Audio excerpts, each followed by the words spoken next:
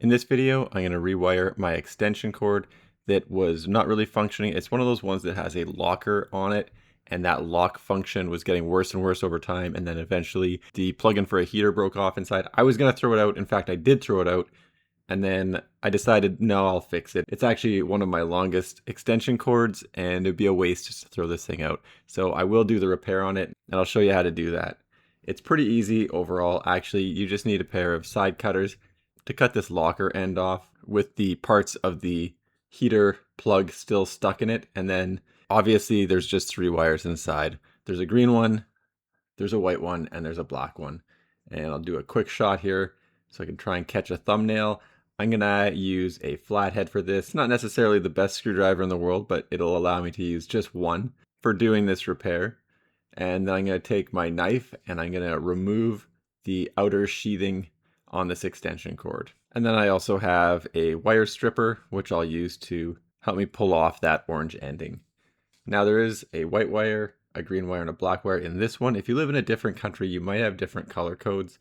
And my assessment of what is probably happening here before testing it is that the green is going to be ground, the white is going to be neutral, and the black is going to be hot. I would say that's the general rule, but I am going to show you how to test it. So it doesn't really matter what color the wires are. We're going to test it anyway. And I'm going to test it all when I'm done as well, once I've got it plugged in. So I'm going to take my strippers and strip off the appropriate amount of sheathing as per the directions in the packaging for this new plug.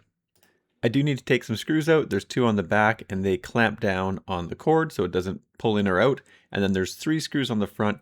Those need to be removed as well so that you gain access to the screws where the individual electrical wires are going to connect to.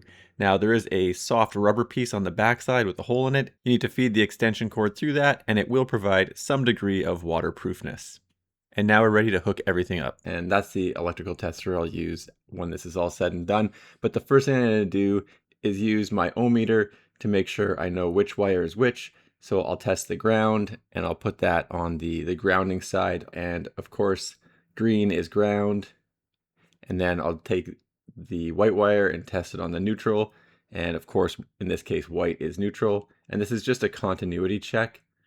And then the black wire on the hot side. And obviously there's no other choice here, but the black wire is the hot wire.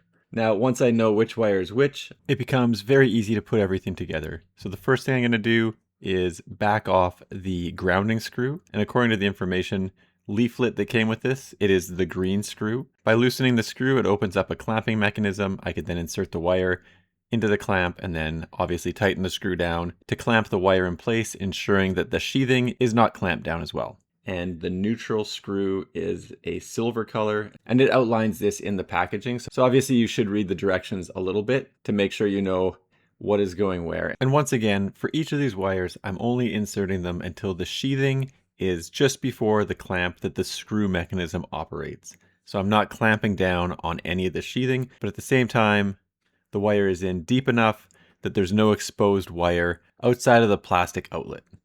Once all the wires are fully connected to the outlet, I'll just push everything back inside, and there is a little plastic guide so that the outlet only slides in one way, obviously to line up the screws. I'll tighten the screws down for the outlet, and I'll take the clamping mechanism and tighten all those screws down. So overall, pretty easy. I'll go over to a plug for the house, and I'll plug this thing in. So 2 lights on the right, you can see is correct. Obviously, if it was incorrect, I would have to go back and rewire this. Anyway, thanks for checking out my video. Don't forget to like and subscribe.